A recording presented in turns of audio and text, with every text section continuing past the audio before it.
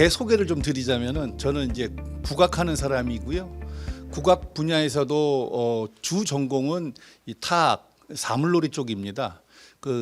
사물놀이 창시자 이시 김덕수 선생님, 또 저희 학교의 석좌 교수이시기도 하십니다.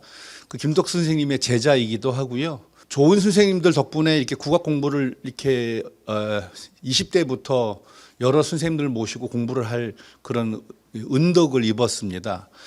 그러다가 또 특히나 또 이렇게 그 좋은 기회가 있어서 1990년대 중반부터 해마다 세계 각지를 다니면서 한국 전통음악을 강의하고 또 실기를 공연을 하고 하는 일을 뭐 꾸준히 해오고 있습니다. 2주 전에도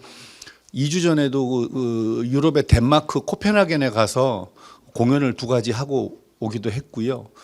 그리고 또 어떻게 하다 보니까 이제 제가 가지고 있는 한국 전통음악에 대한 어떤 철학적 접근, 인문학적 접근 이런 걸 좋아해 주셔서 그 미국이나 캐나다의 여러 대학에 한 학기씩 가서 강의를 초빙 교수로 여러 군데 가서 강의를 한 적도 있습니다. 뭐 프랑스 8대학도 간 적이 있네요. 그러고 보니까.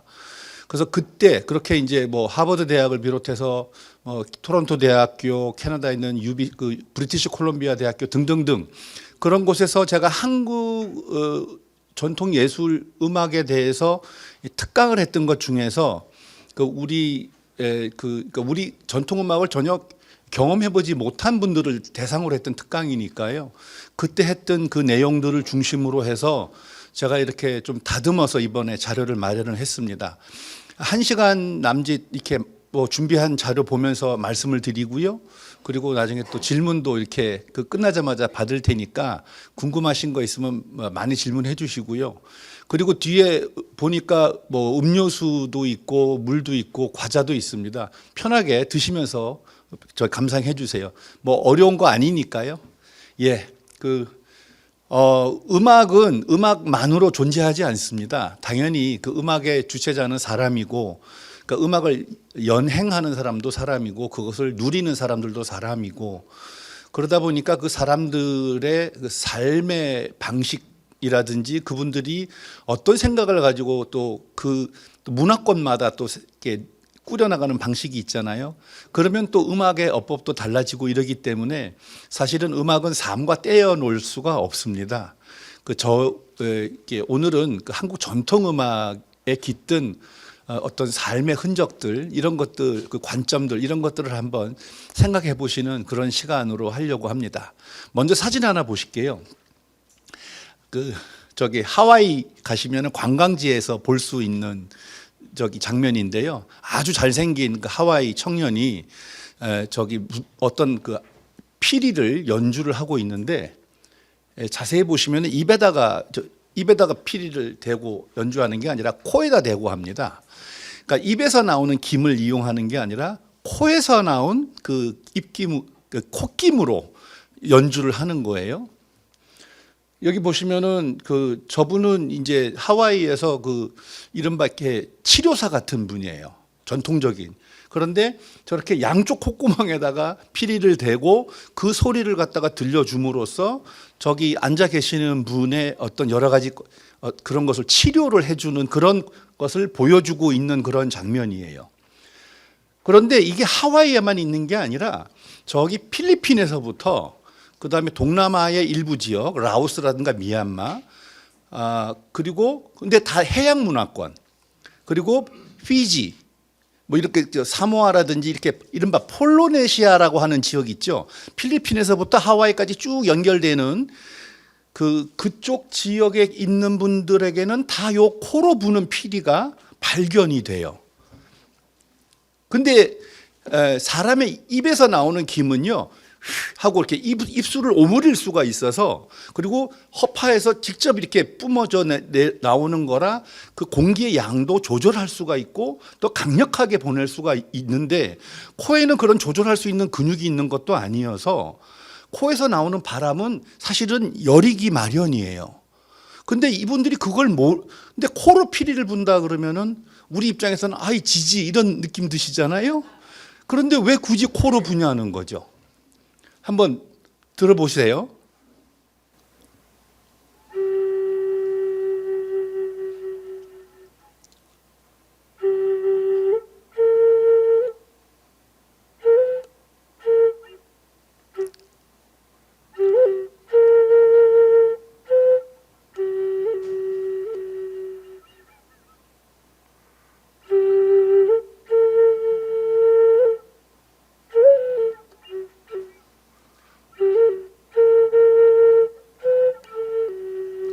왼손을 잘 보시면은 한쪽 콧구멍을 막고 있어요. 그나마 그걸 아끼기 위해서 그래서 한쪽 코에다가 대고 이렇게 부시는 거예요. 그런데 저렇게 소리가 들릴 듯 말 듯 열인데 저렇게 하는 이유는 신성한 바람이라고 생각을 하는 거예요. 왜 그런지 아세요? 이분들은 관점이 이래요. 사람의 입은 거짓말을 해도 사람의 코는 거짓말을 할 줄 모른다는 거예요. 그러니까 거짓말을 할 줄 모르는 코에서 나오는 바람이어야 신성한 음악을 연주할 수 있다라고 생각을 해요. 그러니까 우리처럼 무슨 위생 이런 것이 아니라 어떤 신성한 자리에서 신성한 목적으로 저렇게 결혼식 같은 장면에서 혹은 누구를 치료하기 위해서 혹은 어떤 그 마을의 어떤 공동의 번영을 위한 제사나 의식에서 그 음악을 연주하기 위해서는 입에서 나오는 거짓말을 할 줄 아는 입에서 나오는 바람이 아니라 아주 이 순결한 코에서 나오는 바람이어야 된다라고 생각을 하는 거예요. 그분들의 삶과 관점이 담겨져 있는 거죠. 그분들의 음악에.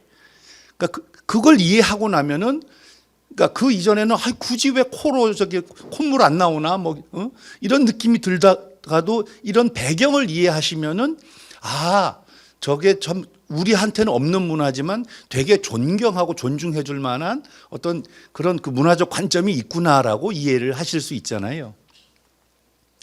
그래서 어떤 음악을 이해하기 위해서는 그 음악을 만들고 누리는 사람들의 삶을 이해하고 그분들의 어떤 관점, 그 문화에 축적되어 있는 철학 이런 것들을 이해하는 것, 세계관 이런 것들을 이해하는 것이 중요하다. 이런 걸 전제로 한번 말씀을 드려보는 겁니다.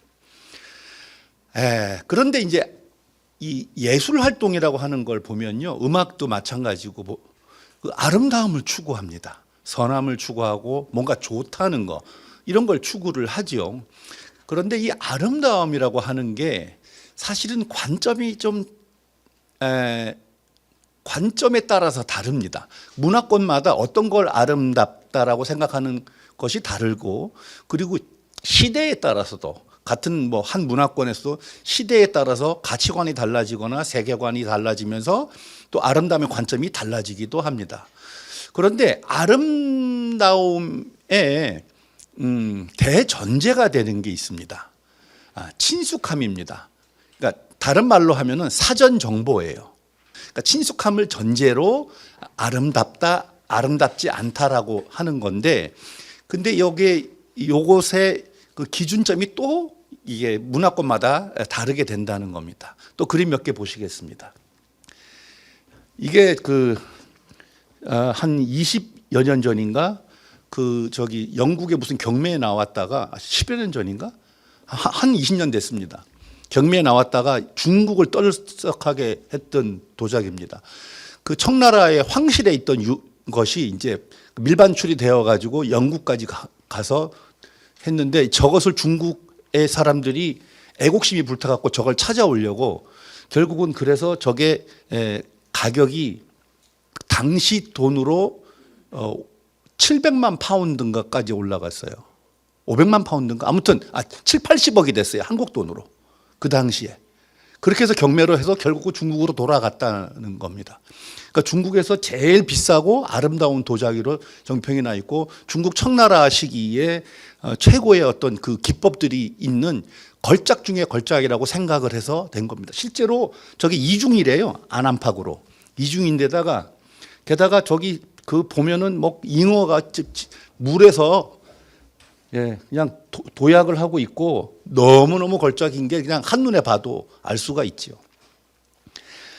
비슷한 17세기에 이제 그 일본의 그 이와리 아무튼 일본에도 대단한 도자기 문화가 이렇게 그걸 했었죠. 특히나 임진왜란 때 그 당시 최고의 최첨단 기술이었던 도자기 그걸 갖다가 그 기술을 가져가기 위해서 한국에서 도공들을 많이 납치도 하고 그랬었잖아요. 이제 그러면서 그 발전시키고 게다가 이제 중국하고 뭐가 관계가 안 좋아질 때 이제 그 유럽 사람들이 일본에서 도자기 주문을 많이 하면서 특히나 저런 아주 기가 막힌 기법들을 발전을 시켜서 저것도 역시 이마리 도자기라고 하죠. 이마리가 아니고 이마리네요.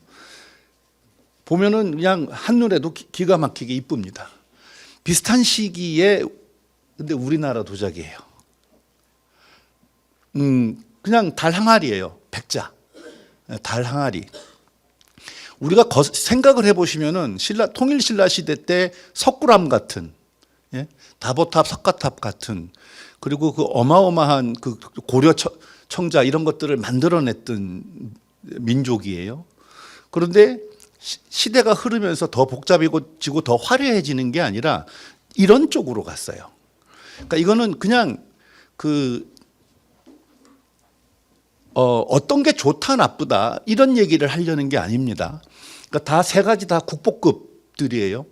맨 끝에 한국 도자기 다랑아리는 우리나라 보물로 지정이 되어 있고요.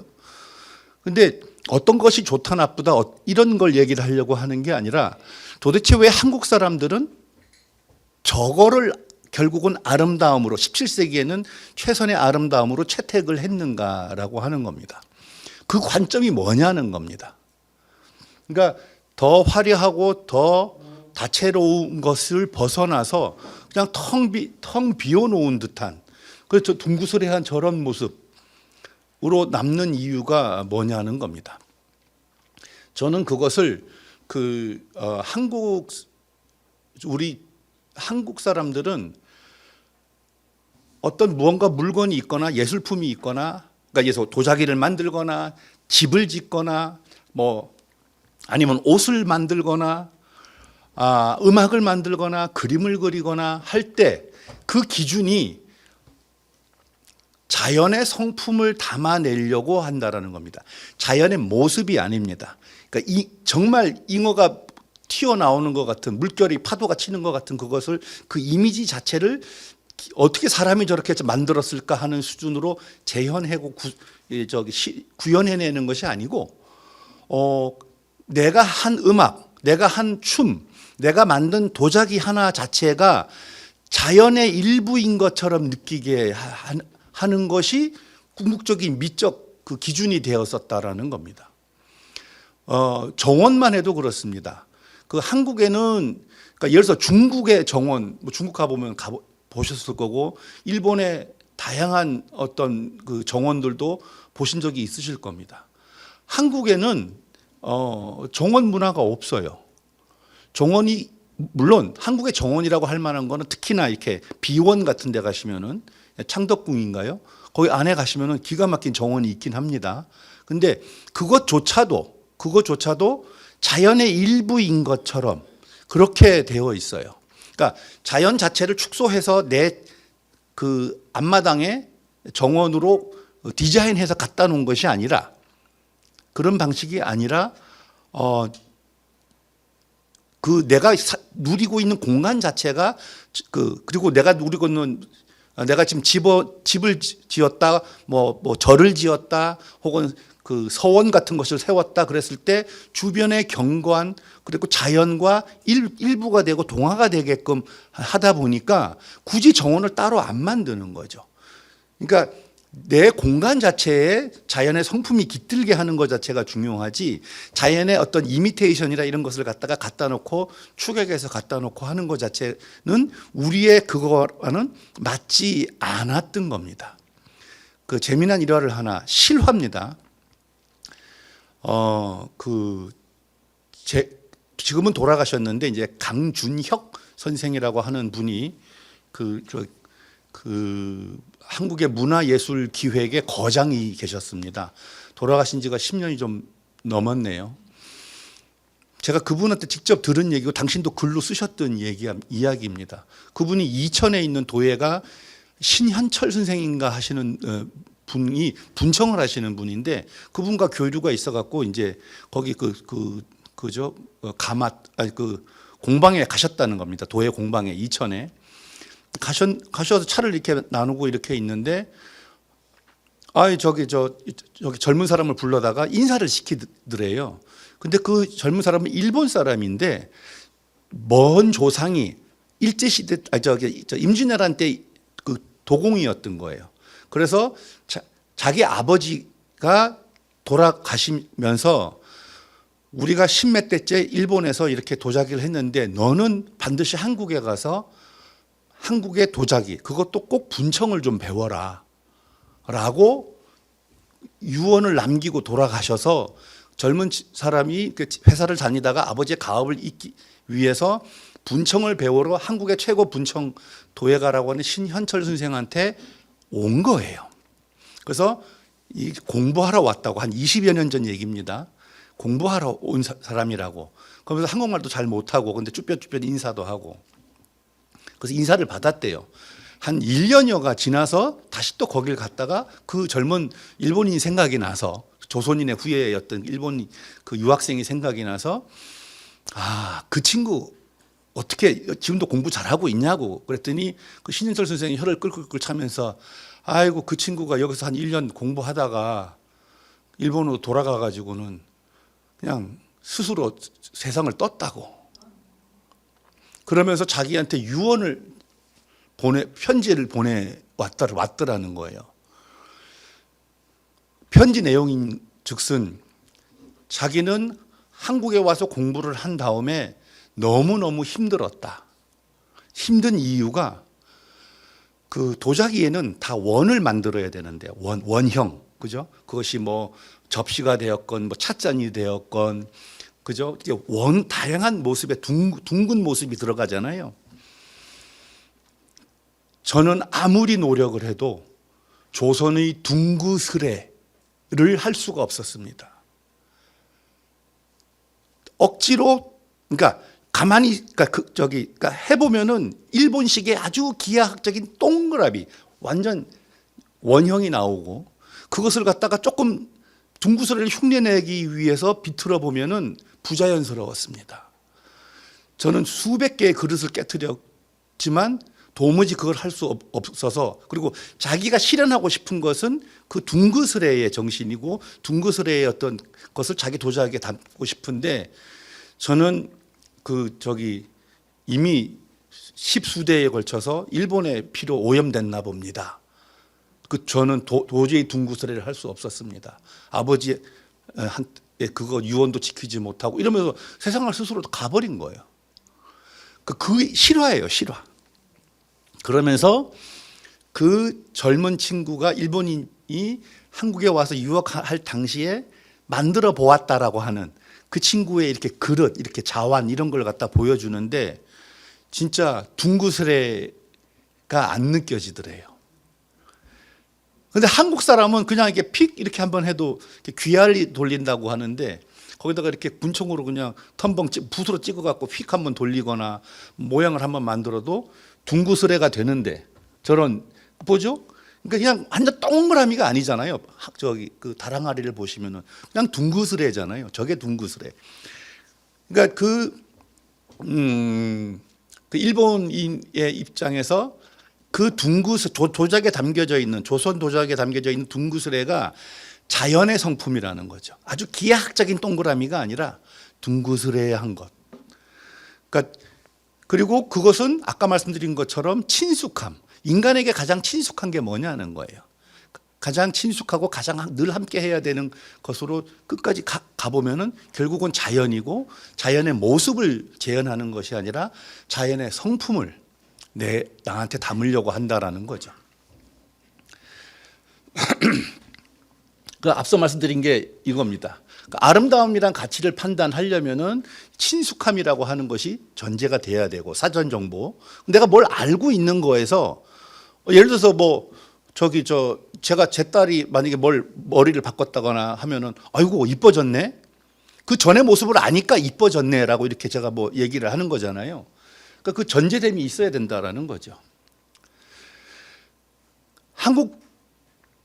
우리 조상님들이 그 자연스러움, 자연의 성품, 자연의 그 모양이 아니라, 모습이 아니라 자연의 성품을 어떻게 담으려고 했는가 하는 게, 제가 참 이렇게 좋아하는 건물 중 잘 담겨내 있는 좋은 사례로 제가 이렇게 손꼽는 것 중에 하나가 바로 이 구례 화엄사에 있는 보제루라고 하는 건물입니다. 이게 그 대웅전 맞은편에 있는 집회시에 쓰이던 그런 그 건물이에요. 이 보면은 이렇게 그냥 단청 같은 것도 안 되어 있고요. 이렇습니다. 제가 찍은 사진이에요. 위에 대들보예요. 대들보 한번 보세요. 대들보가 휘어져 있는 걸 그냥 그대로 저렇게 씁니다.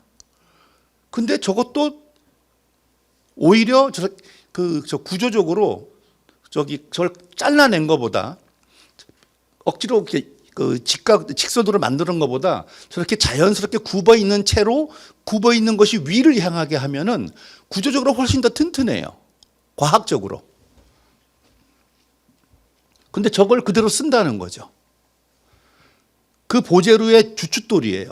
주춧돌이 그냥 어디서 큰 바위를 가지고 왔겠죠. 근데 바위가 울퉁불퉁하지요, 당연히.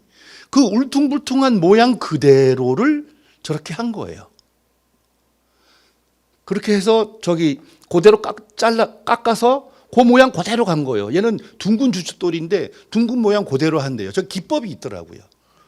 일단은 이렇게 울퉁불퉁한 바위 위에다가 기둥을 얹어봐요. 얹어놓고 거기 따라가지고 이렇게 콤파스 같은 걸 대고 그대로 이렇게 한 다음에 최대한 팔 수 있는 만큼 끌이나 이런 걸로 낼 만큼 잘라내고 밑을 한번 태워요. 밑에 불을 살짝 붙여가지고 한 다음에 그 무게로 탁 얹어버리면 꽉 끼게 된다는 거예요. 그런 기법이 있더라고요. 그런 식으로 한 거래요. 한옥 전문하시는 분한테 여쭤봤더니 저 모양 그대로 간 겁니다. 나중에 구례 화엄사 가시면 보제로 기둥 한번 보세요. 정말 이뻐요. 그런데 그 자연스러운 것 그대로 굳이 돌을 다듬거나 연마하거나 하지 않고 아니 우리가 다보탑, 석가탑, 석굴암을 갖다가 그 단단한 화강암을 떡주물듯이 하셨던 분들인데 그걸 할 줄 몰라서가 아니라 저거 있는 저대로가 더 우리 감각에 맞았던 거예요.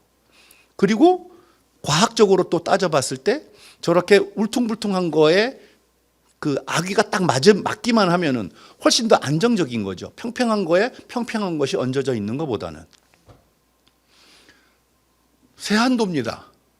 세한도는 진짜 너무나 잘 아실 테니까 세한도는 추사 김정희 선생이 59세 때 제주도에 그 먼 제주도까지 귀향 가 있을 때 그 제자 북경을 왔다 갔다 하던 제자가 이게 책을 선생님이 외로우신데 책이라도 보셔야 된다고 그러니까 이른바 중국에서 발간된 최신판 그런 책들을 구해다가 주고 하니까 그 제자 이름이 이상적이었나요? 아무튼 그 제자한테 너무 고마워서 이렇게 본인 스스로를 갖다가 저렇게 오른쪽에 굵은 늙은 소나무로 표현을 하고 옆에 젊은 소나무가 받쳐주는 거를 이렇게 그 내용을 담아서 이렇게 화제를 써가지고 이렇게 보내준 거죠. 그리고 저게 우리나라 국보로 되어 있지 않습니까? 그런데 보시면은 몽땅 붓으로, 그러니까 하도 뭘 많이 하셔갖고 붓이 짧아질 대로 짧아지고 털이 성길 대로 성겨진 그 몽땅 붓으로 일부러 그 붓으로 저렇게 성기게 그림인데 우리는 저거에 담고 있는 그 정신 세계를 찬미를 하는 거죠. 저거를 졸박미라고 하죠. 졸박미. 예, 졸박미. 그러니까 네가 나를 졸로 보냐 할 때 그 졸자에다가 그다음에 소박하다 할 때 박자에다가 예. 판전 71세 때 거의 돌아가시기 얼마 전에 쓰신 글씨죠. 꾸밈이라고는 전혀 없죠. 근데 최고의 명작품으로 우리가 또 기억을 하고 있죠. 거기 완벽하게 해탈한 글씨라고 하는 서울 봉온사에 있는 거란 말입니다. 서울 봉온사에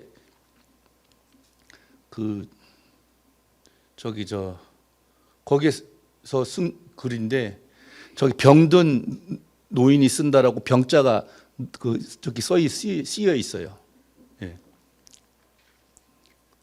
그래서 선불교적인 어떤 느낌도 있죠. 그러니까 다시 강조해서 말씀드리지만 한국에서는 분명히 우리 조상님들은 자연미, 교절미, 졸박미 이런 것들을 기준으로 뭔가 화려함을 추구하기보다는 우리가 해내는 삶의 방식이라든지 문화라든지 예술에 자연의 성품을 담으려고 했다라고 하는 말씀을 드리는 겁니다. 그것을 음악에서 한번 찾아보도록 하겠습니다. 컵이 있습니다. 예를 드는 건데요. 우리가 음악 그러면 음정이 있고 박자가 있잖아요. 푸른 하늘 은하수 하면은 이거 자체가 음정이 있고 박자가 있고 뭐 그렇죠. 이렇게 이 음정이 있고 박자가 있고 하는 것 자체가 상징적으로 컵에다 비유를 해보자 그러면은 컵의 모양이요. 이렇게 저도 지금 컵이 하나 있습니다. 이 컵의 모양에 비교를 해보자라는 겁니다. 그러니까 형식이 있죠. 사이즈가 있고요. 예, 모양 색깔도 있고 용적도 있고요. 물을 얼마만큼 넣을 건가 하는 이런 것도 있잖아요. 컵에 뭐 이게 유리로 될 수도 있을 거고 플라스틱 될 수도 있고 제 손에 드는 것처럼 종이로 만들 수도 있을 겁니다. 그러니까 그 다양한 음악이 있듯이 그 다양한 그러니까 그 컵의 크기나 이런 것들로 생각을 해보실 수가 있겠죠. 그런데 컵은 반드시 비어져 있는 게 있어요. 만약에 이게 밑이 구멍이 뻥 뚫려 있다거나 여기 이 안에 가득 차 있다 그러면은 컵이 기능을 못 하겠죠. 컵 이러면요, 이 컵의 모양, 크기, 뭐 무게 이런 거 등등등, 그러니까 이른바 음악의 음정, 박자 이런 것 같은 그런 것들은 이미 확정된 세계예요. 코스모스다 이겁니다. 질서가 부여가 되어 있는 확정된 세계예요. 그런데 우리 조상님들은요, 그것이 양이라면은 형태를 가지고 있고 드러나 있는 세계에 양이고 질서가 부여된 무엇이라 그러면은 그것만이 음악이라고 생각하지 않았어요. 여기 비어 있는 거. 컵은 비어 있습니다. 컵의 모양은 정해져 있습니다. 하지만 이 비어 있는 것 때문에 여기에 물을 담을지 우유를 담을지 술을 담을지 얼마만큼 담을지 언제 담을지 누구를 위해서 담을지, 담은 다음에 내가 마셔버릴지 누구한테 줄지 그냥 테이블에다가 놔둘 것인지 등등등 무궁무진한 가능성과 경우의 숫자가 발생되는 것은 바로 이 여백에 있는 거죠. 이 비어있음에 있는 거예요. 그렇죠? 컵의 모양은 확정되어 있고 음악을 우리 조상님도 그렇게 생각을 한 거예요. 모양은 정해져 있는데 그러면 그것과 그 사이에는 우리가 무엇을 넣을 수 있지를 생각을 한다는 거예요. 이런 식입니다. 자, 궁중음악의 선율 하나 제가 입으로 한번 해볼게요.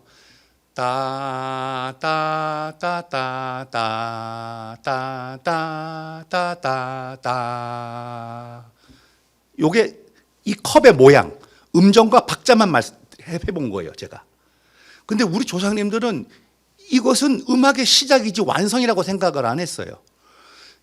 여기서 따따따따 할 때 따와 따 사이 음이 길고 짧고 한 그 여백들이 있잖아요. 그 사이에다가 여기다가 물을 넣을 건지 술을 넣을 건지 다양한 경우의 수가 있는 것처럼 음과 음 사이, 박과 박 사이에 뭔가 넣으면은 그것에 음의 진동이라 방식이라든지 어떤 이런 것들을 바꾸면은, 그러니까 음정과 박자는 정해져 있지만 음과 음 사이에서 뭔가 변화를 주었을 때 진정한 생동감이 생긴다고 생각을 했어요. 그러니까 따따따따따따따따따따 이게 피아노로 누르면 이런 소리가 나는 거예요. 근데 이거를 실제로 연주할 때는 어떻게 하냐면요. 따 히더 따라 떠 히더 떠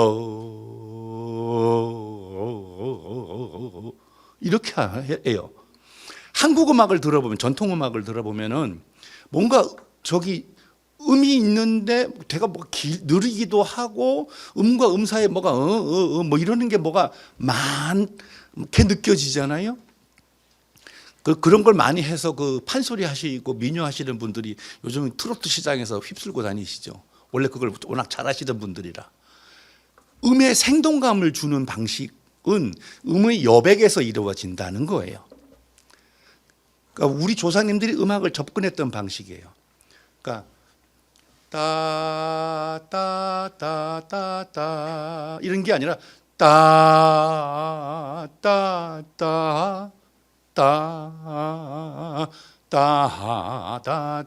따따따띠 더 달아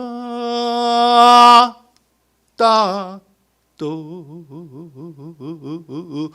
떠이 더떠띠 더 이런 식인 거예요. 여기서 음만 하고 박만 하면은 아무 느낌이 없는데 이렇게 음과 음 사이에 역동감을 부여하면서 또 다른 생동감을 만들어내고 그렇게 저기 컵의 형식과 음악의 형식과 거기에 생동감을 넣는 것 여백에서 그것이 합쳐졌을 때 음악의 완성도가 이루어진다라고 충만된다라고 생각을 하셨던 거예요. 그러니까 음악을 접근하는 방식이 다르셨던 거죠. 여기 써 있는 겁니다. 그러니까 한국 전통 음악은 음악의 확정되고 드러난 세계뿐만이 아니라 음과 박과 박 사이에와 같은 여백에서 일어날 수 있는 무한한 변화의 가능성을 살리는 쪽으로 발전해온 음악이라는 겁니다. 그러니까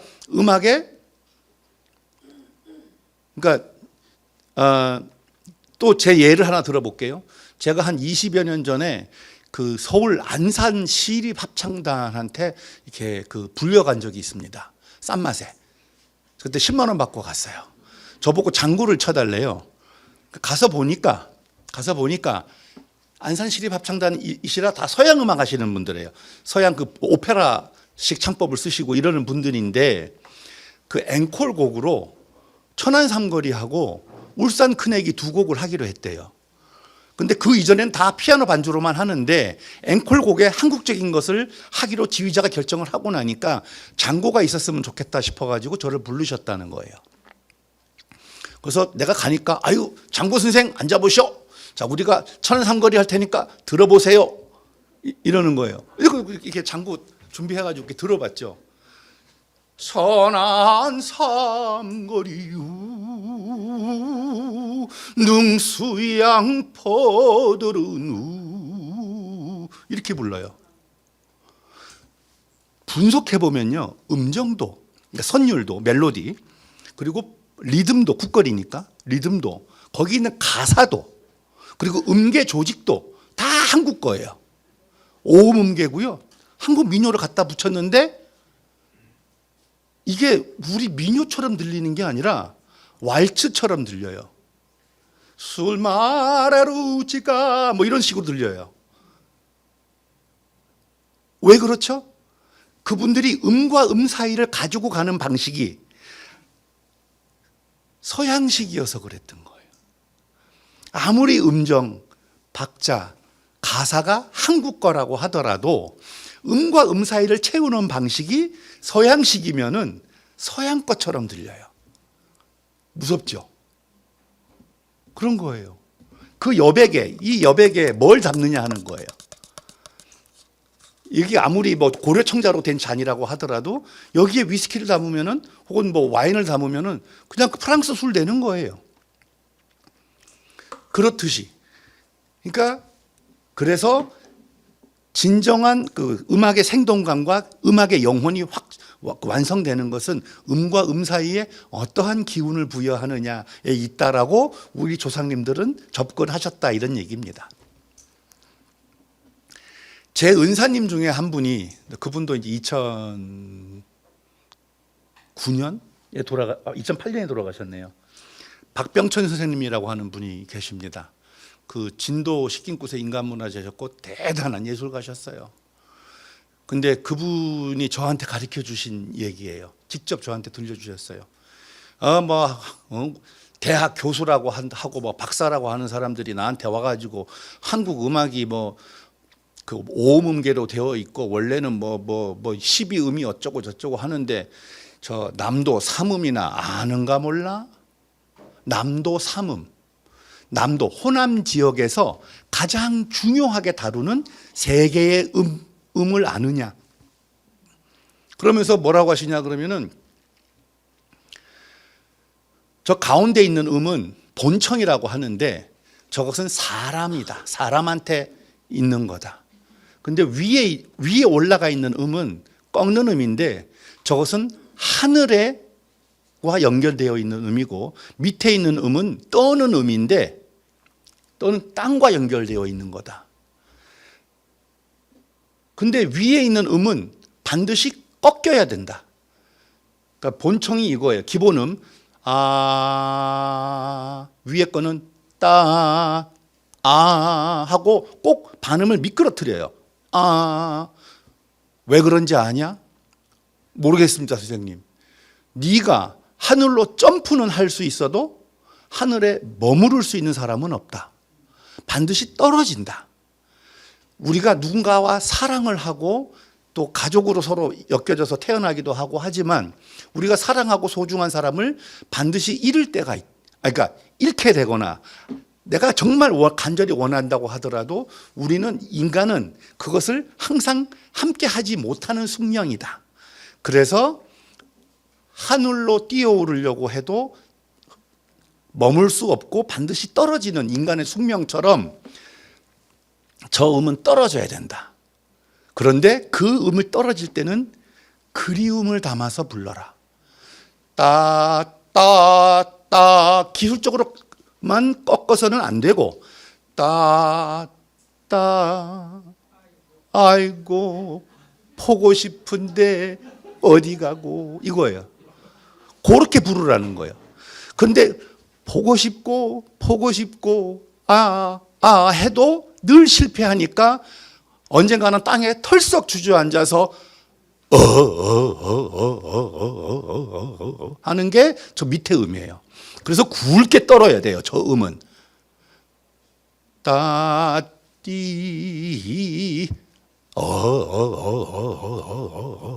이거예요. 아이고 죽겠네.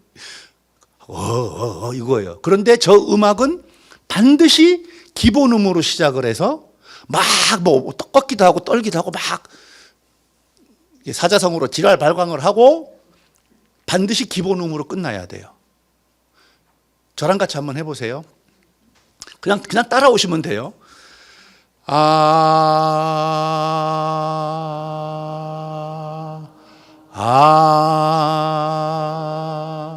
기본음, 그러니까 담담하게. 그리움.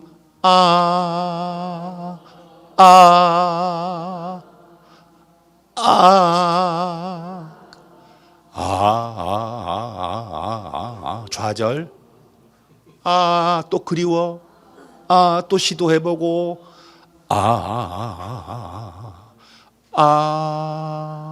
기본으로 돌아가는 거예요. 한이라고 하는 말 있죠. 한. 한국 사람은 한 그러면 뭔지 딱 느낌이 와요. 근데 제가 외국 사람들, 외국에서 강의를 할 때 그 한이란 개념에 대해서 질문을 받은 적이 있어요.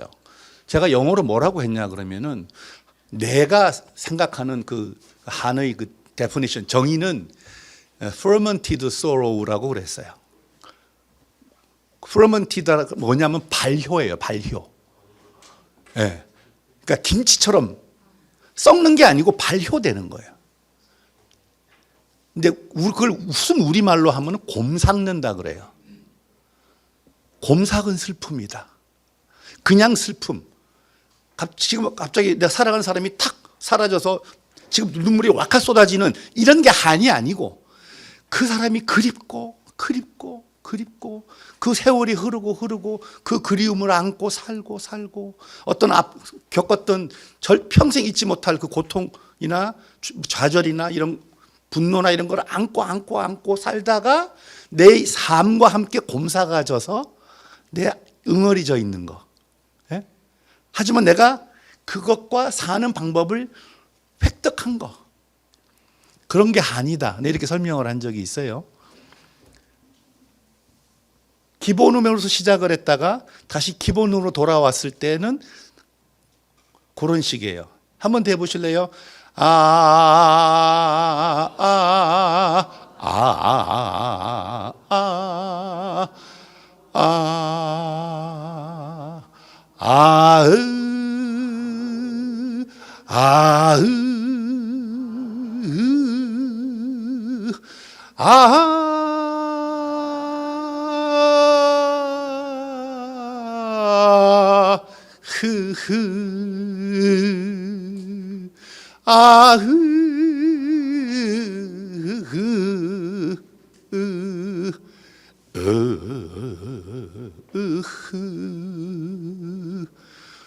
허망하네.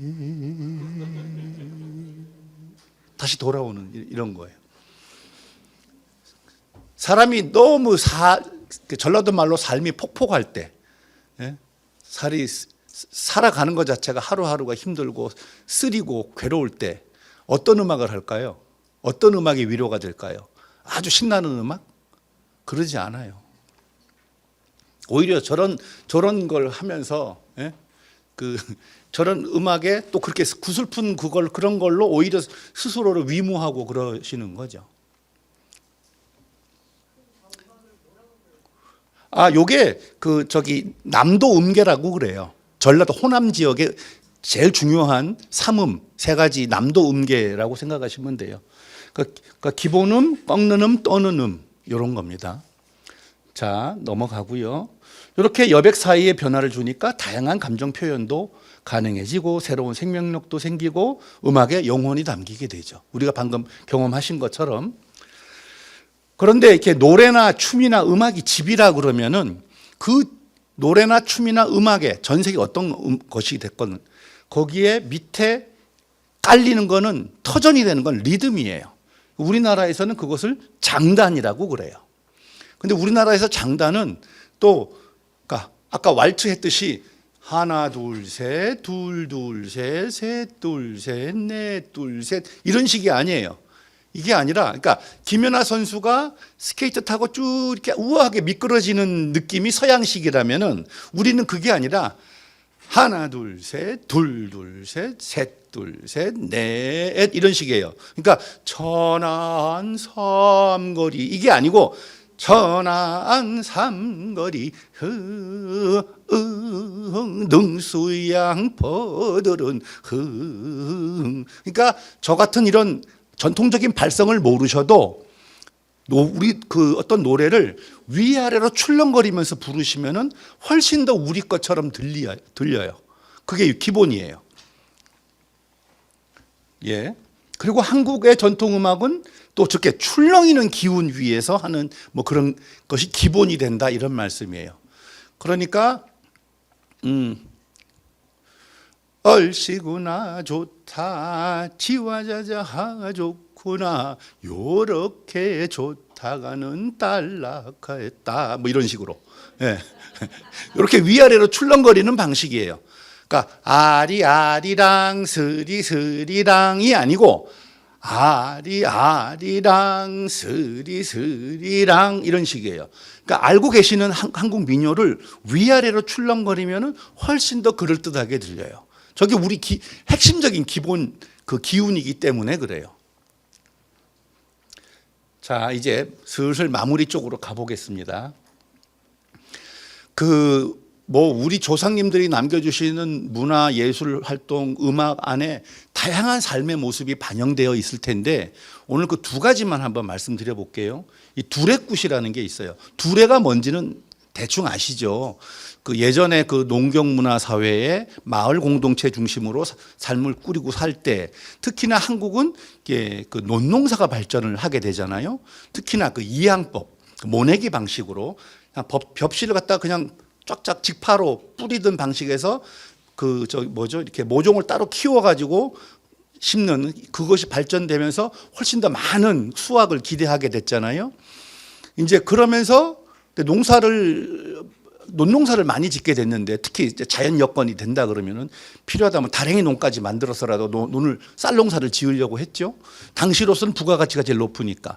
근데 문제는 쌀농사는 두 가지가 제일 많이 들어가요. 당연히 햇빛도 있어야 되지만 물이 엄청나게 많이 들어가죠. 그 다음에 사람의 노동이 엄청나게 많이 들어가요. 그러니까 개인이 지을 수 있는 농사가 아니죠. 그러니까 오늘은 저기 개똥이네 논에 저기 오늘은 김 매는 날이다.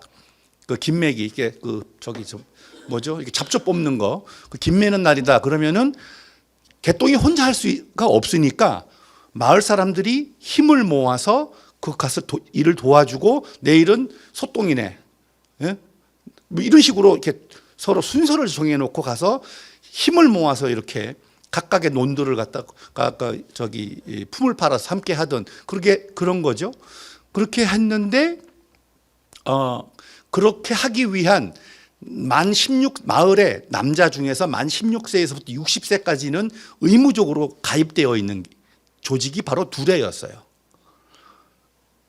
보통 뭐 적어도 30호에서 50호 단위로는 두레가 하나씩은 반드시 있어요. 근데 이분들이 누구네 개똥이네 지금 논에 들어간 거예요. 근데 꼭 가서 보면은 수십 명이 들어가 가지고 그 허리가 아프게 구부리고 열심히 저기 피를 뽑고 있는데, 예? 잡초 제거를 하고 있는데 꼭 서너 명은 옆에서 꽹과리 치고 장구 치고 북을 치고 노래를 부르고 그래요. 저게 왜 그러냐 그러면은 처음에는 어떻게 되냐 그러면요. 마을에 모여요. 마을에 모여가지고 오늘은 개똥이 논으로 가자 이러면은 가는 동안에 무슨 가락을 쳐요. 그게 길군악이라고 그래요. 행진가락이에요. 행진용 가락. 마을마다 행진가락이 있어요. A라고 하는 장소에서 B로 갈 때 쓰는 가락이 있어요. 도착을 해요. 그러면 다른 사람들은 이제 호미를 꺼내놓고 막 준비를 막 할 때 서너 명은 먼저 발을 담궈요. 그 논에. 들어가가지고 막 울려서 이제 우리가 여기서 일하러 왔습니다라고 하는 것을 그 지신에게 알려요. 그리고 나오면은 농사꾼들이 들어가요. 그 줄 맞춰가지고 잡초를 뽑기 시작을 해요.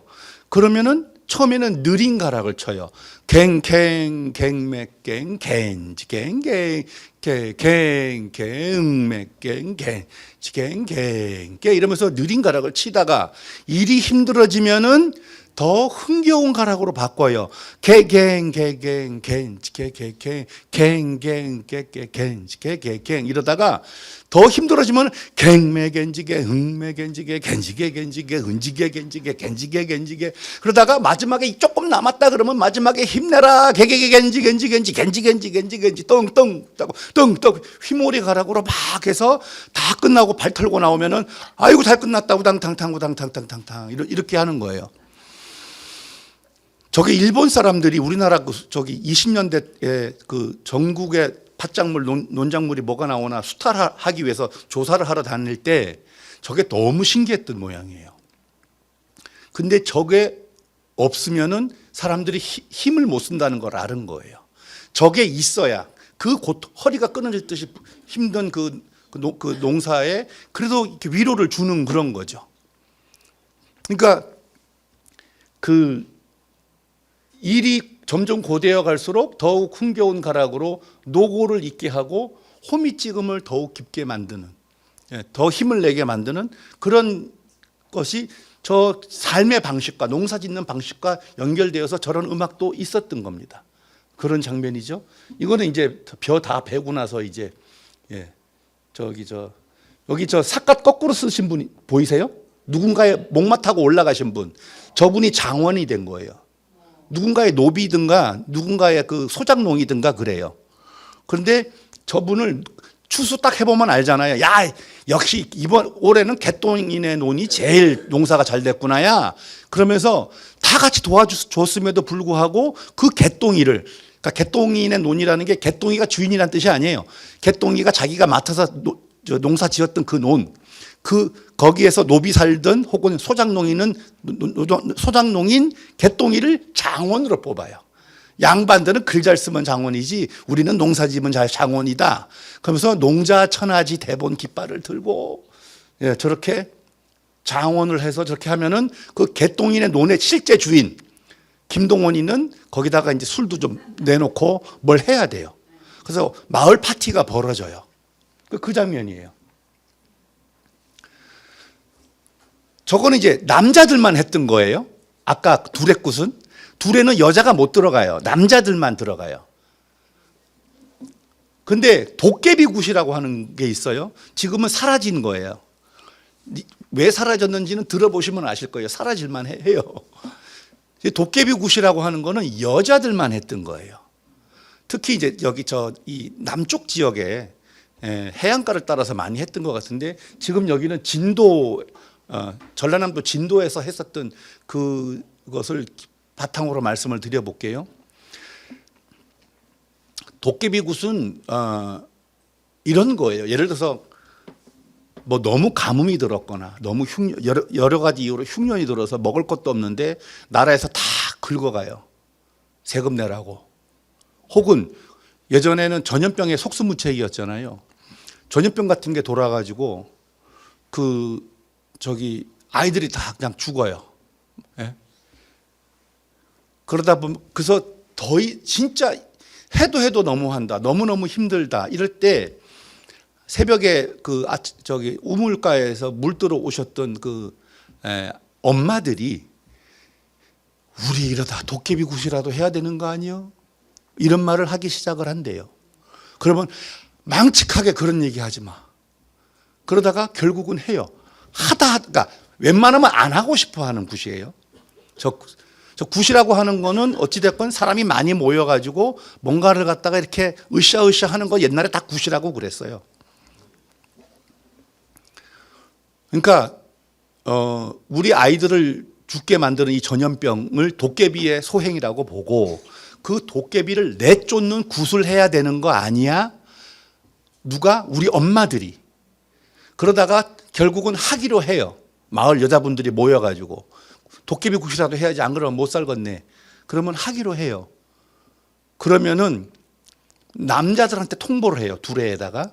그러면은 그날은 남자들이 아이들을 방에다 데리고 절대 바깥도 못 내다봐요. 해가 지면 시작을 해요. 그때 준비할 때 각 여자분들은, 엄마들은 지탈, 종이로 만든 탈을 준비해요. 근데 거기다 황토를 발라갖고 흉측하게 해요. 예? 그래서 그걸 쓰면 누가 누군지 모르게. 그리고 저고리를 앞뒤를 뒤집어 입어요. 고름이 뒤로 가게. 이렇게 입는 거예요. 뒤에서 이렇게 대충 묶고. 뭔지 아시겠죠? 그리고 그래도 한국 사람은 참 징한 게 도깨비 쫓으러 가면서 도깨비 쫓아 보내려면 뭐라도 먹여야 된다고 자기들 먹을 것도 없으면서 팥죽을 써요. 팥죽을 묽게 써가지고 붉은색으로 쫓아내면서 먹이기도 한다고 팥죽을 붉게 써서 준비를 해요. 그리고 이거지. 여기 요거 보이세요? 여기 깃대 같은 게 있죠. 깃대 같은 게 있고 여기 뭐가 좀 잔뜩 묻어 있는 거 보이세요? 다음 사진을 보시면은 그 묻어 있는 게 여기에 있어요. 이게 예전 말로는 이 말 아시는 분은 없을 거예요. 개짐 혹은 피석꽃, 현대어로 생리대. 피속옷이에요. 예전엔 천으로 썼으니까. 그것도 선열이 남자하게 되어 있는 저거를 갖다가 들고 대나무 장대에다가 메고, 그 다음에 여기 보면은 손에 뭐 들고 있죠. 이거 밥그릇, 그냥 이 바가지 이런 거예요. 좋은 악기를 들고 나가지 않아요. 그리고 좋은 리듬을 치지, 좋은 장단, 듣기 좋은 가락을 치지 않아요. 좋은 선율의 노래를 부르지 않아요. 밤새도록 마을 주변을 돌면서 피울음을 통한 귀신 소리를 내요. 도깨비보다 내가 더 절박하고 더 무서운 소리를 내는 거예요. 피울음을 통해요. 저 가면을 쓰고 팥죽을 뿌리면서, 그리고 맨 앞에다가 저 피석꽃을 휘날리면서, 너무 관청에서 힘들게 하면은 저걸 들고 관하로 쳐들어갔대요. 그러면은 상소문이 올라가고 그랬다는 거예요. 엄마 아낙네들이 들고 일어났다 이거죠. 그러니까 저거를 남자들이 보면 부정 탄다고 남자들은 애들 붙잡고 집에서 내다보지도 않고 가만히 있는 거예요. 근데 이상한 소리를 막 우당 깨지는 소리를 내고 이러면서 그냥 밤새도록 마을을 주변을 댕기고 그러는 거예요. 그러니까